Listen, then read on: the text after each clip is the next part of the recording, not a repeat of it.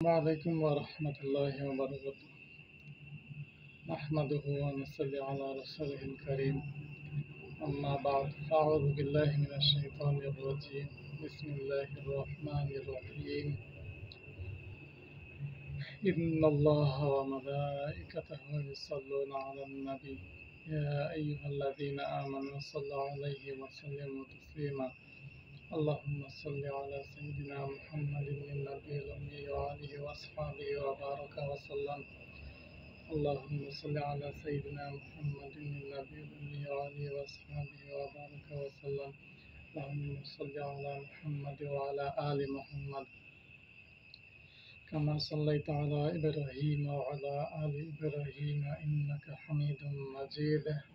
اللهم بارك على محمد وعلى آل محمد كما باركت على إبراهيم وعلى آل إبراهيم إنك حميد مجيد.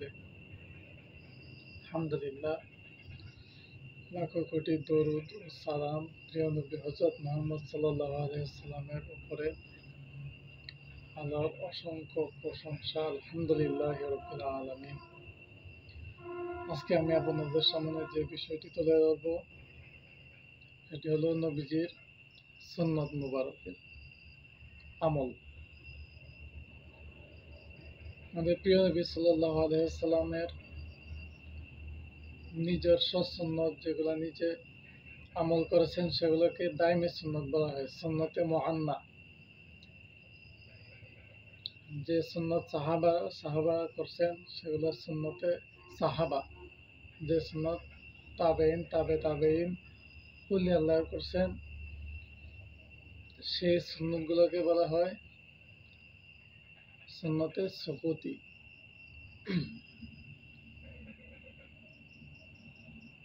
সুন্নতে গরবি।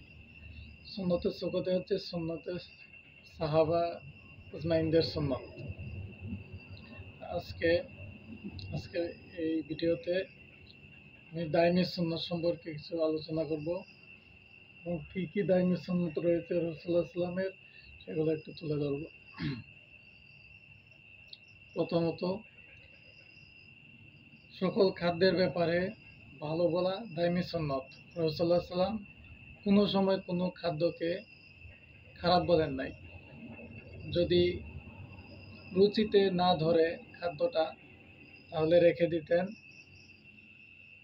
কোনো মন্তব্য করতেন না, তার ব্যাপারে কোনো খারাপ মন্তব্য করতেন না।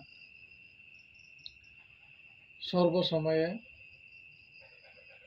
কালো টুপি পরিধান করা দাইমি সুন্নত। রাসূলুল্লাহ সাল্লাল্লাহু আলাইহি ওয়াসাল্লাম সবসময় বেশিরভাগ সময়ই কালো টুপি পরিধান করে রেখেছেন।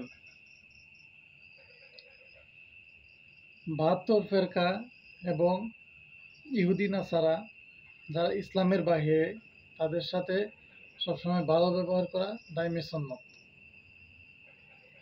রাসূলুল্লাহ সাল্লাল্লাহু আলাইহি ওয়াসাল্লাম তার নিজের প্রাণের শত্রুর সাথে কখনো খারাপ আচরণ করেননি। প্রত্যেক ফরজ নামাজের পর ৩ তাসবিহ আদায় করা দাইমি সুন্নত। সুবহানাল্লাহ ৩৩ বার, আলহামদুলিল্লাহ ৩৩ বার, আল্লাহু আকবার ৩৪ বার। ৩ তাসবিহ সবসময় আদায় করা দাইমি সুন্নত। ফজরের ২ রাকাত সুন্নাত নামাজ, এটা নবীজি কখনো ছাড়েন নাই, এটা দাইমি সুন্নত। এবং এই সুন্নত নামাজটুকু শর্টকাট সূরা দিয়ে সবসময় পড়া দাইমি সুন্নত। নবীজি সবসময় ছোট ছোট সূরা দিয়ে এই নামাজ পড়তেন। সূর্যাস্তের পর তৎক্ষণাৎ মাগরিবের ফরজ সালাত আদায় করা দাইমি সুন্নত। এটা আমাদের সমাজ থেকে এখন প্রায় ৯৫ ভাগ উঠে গিয়েছে। ৯৫ না, ৯৭, ৯৮ ভাগ উঠে গিয়েছে।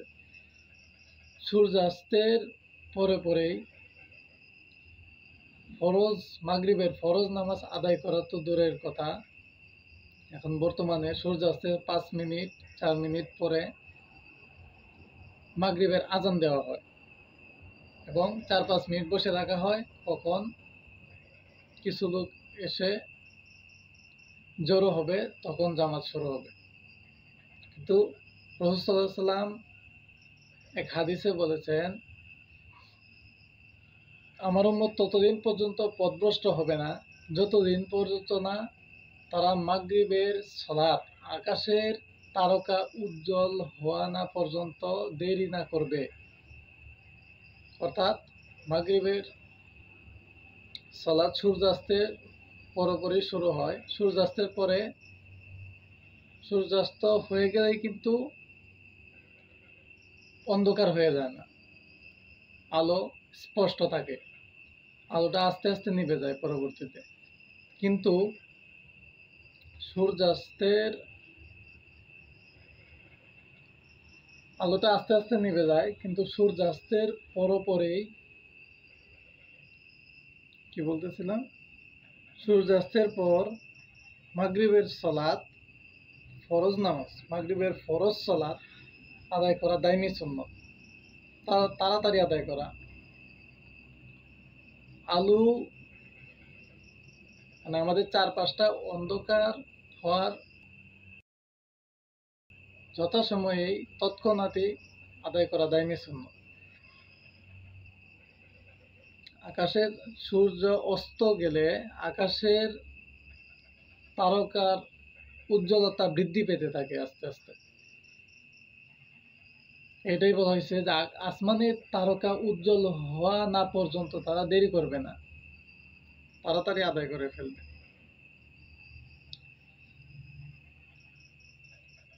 ফজরের সুন্নত সালাত খুব সংক্ষেপে আদায় করা দায়মি সুন্নত। 5 ওয়াক্তের সালাতে 12 রাকাত সুন্নাতে মুআক্কাদা দায়মি সুন্নত, কখনোই নবীজি ছাড়েন নাই। 2 রাকাত ফজরের সুন্নাত, 4 রাকাত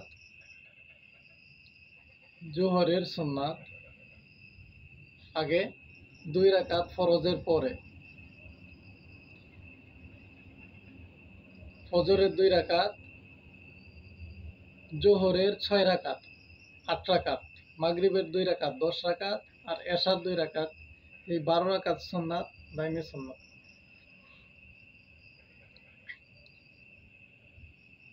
অপ্রয়োজনীয় থেকে অপ্রয়োজনীয় জিনিস যে কোনো কাজে ব্যবহার করা দায়মি সুন্নাত।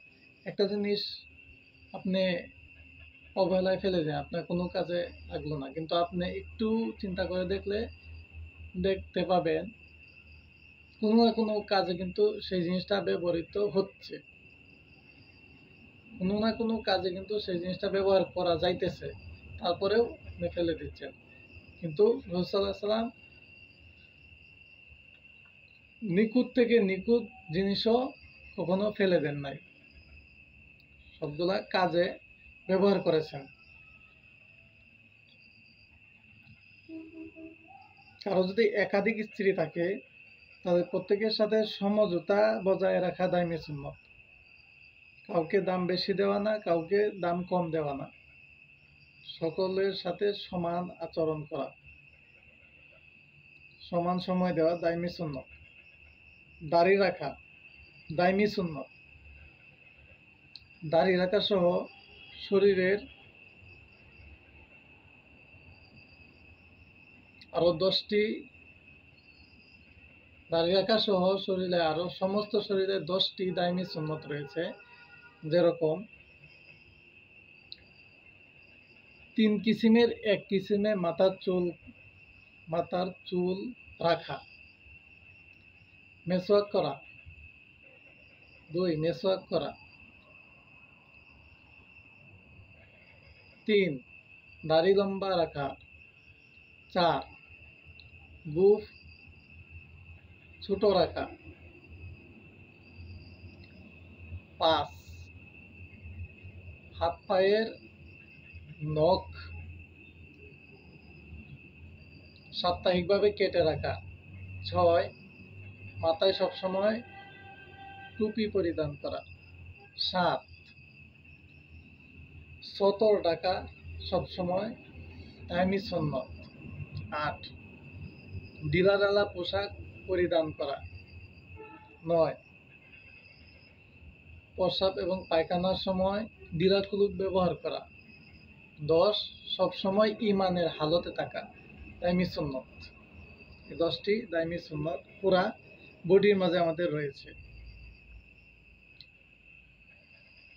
খেজুর পাতায় ঘুমানো দাইমি সুন্নত। খেজুর পাতায় রাসূলুল্লাহ সাল্লাল্লাহু আলাইহি ওয়াসাল্লাম খেজুরের পাতায় ঘুমিয়েছেন। খেজুরের পাতায় ঘুমানো দাইমি সুন্নত।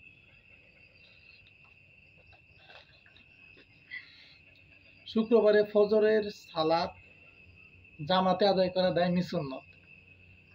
ফজরের সালাত মোটামুটি আমরা অনেকেই পড়তে পারি না, তবে চেষ্টা করব। জামাতে আদায় করা ফজরের সালাত দাইমি সুন্নত শুক্রবারে বিশেষত।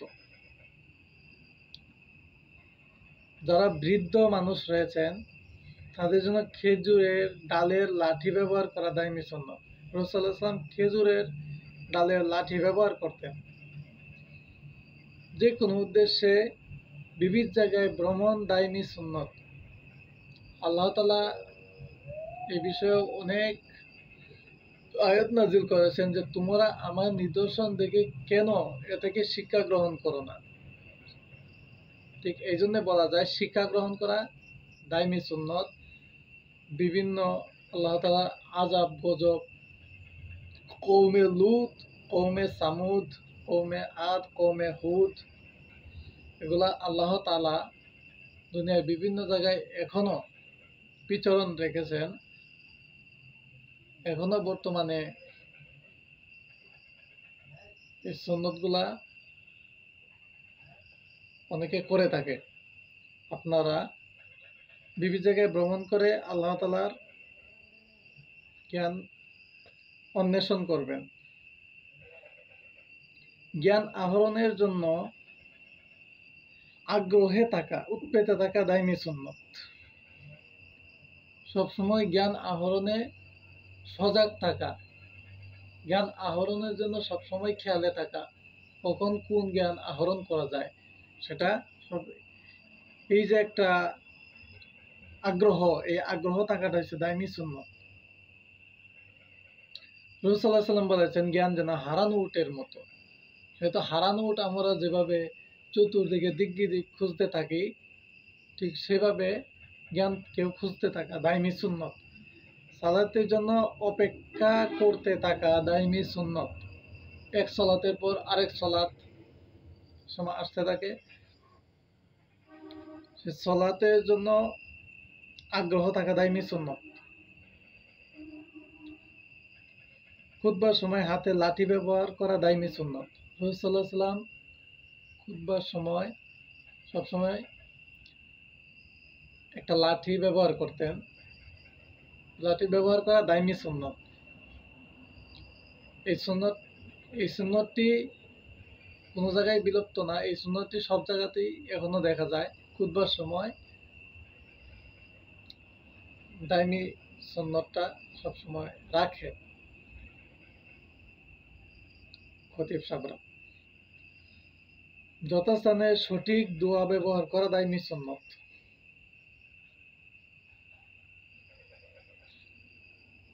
আমরা ভাত খাই, ভাত খাওয়ার আগে দোয়া আছে।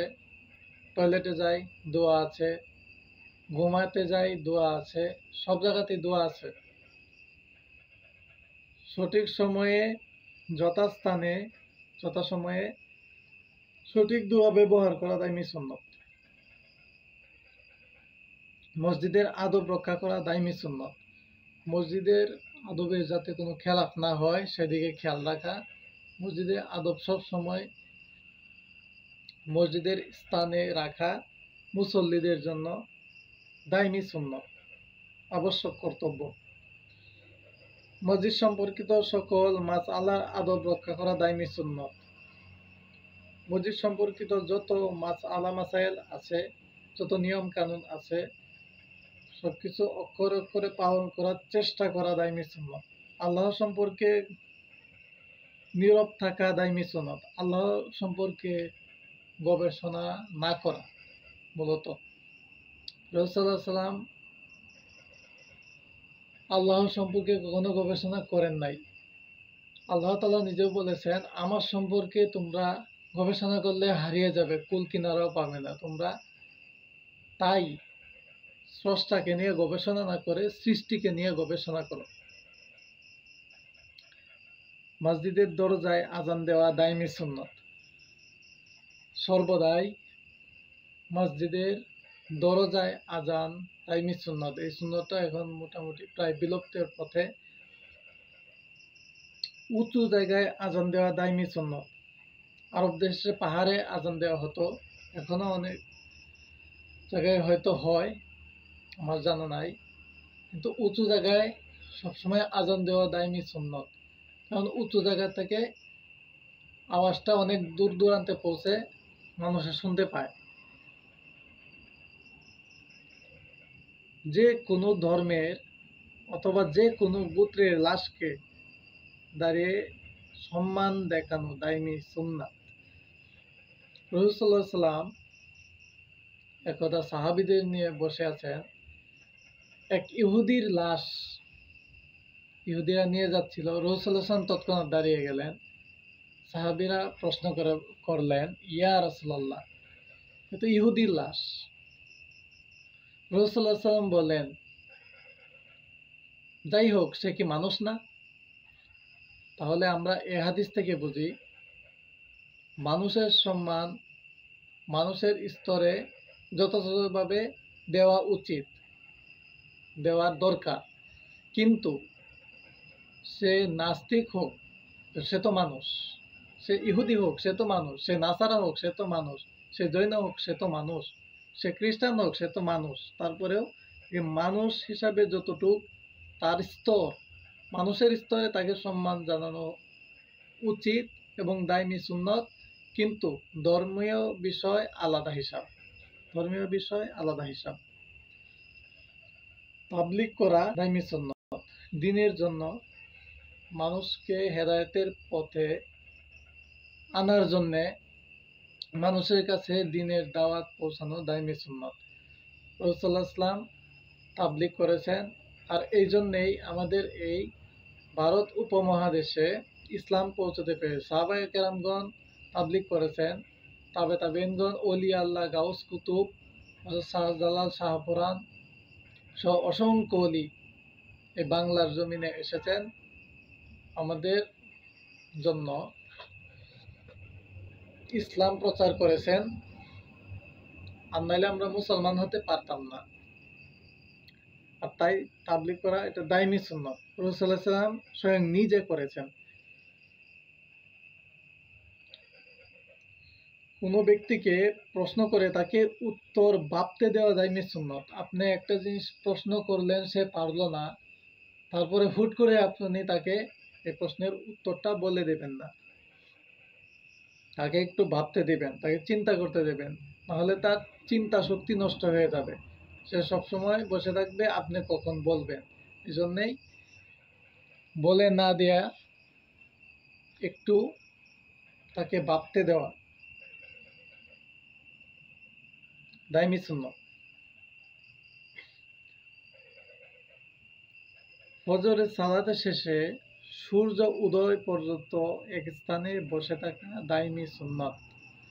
সূর্য যে সময় উদয় হয়, সূর্য উদয়কালে আমাদের এই সৃষ্টি জগতের বিভিন্ন সমস্যা সৃষ্টি হয়। সূর্যের তেজস্ব যে রশ্মি, এর কারণে অনেক কিছু চূর্ণ হয়ে যায়, ফেটে যায়, গরমের চোটে ফেটে যায়। পৃথিবীর ঘূর্ণনের সময় পৃথিবীর আহ্নিক গতি কিংবা পৃথিবীর যে ঘর্ষণ প্রভাব, এটার জন্য পৃথিবীর বসবাসরত জীবকুলে, প্রাণীকুলের অনেক সমস্যা হয়। এই জন্যে রাসূল সাল্লাল্লাহু আলাইহি ওয়াসাল্লাম এই ঘূর্ণনের সময় বসে থাকতেন।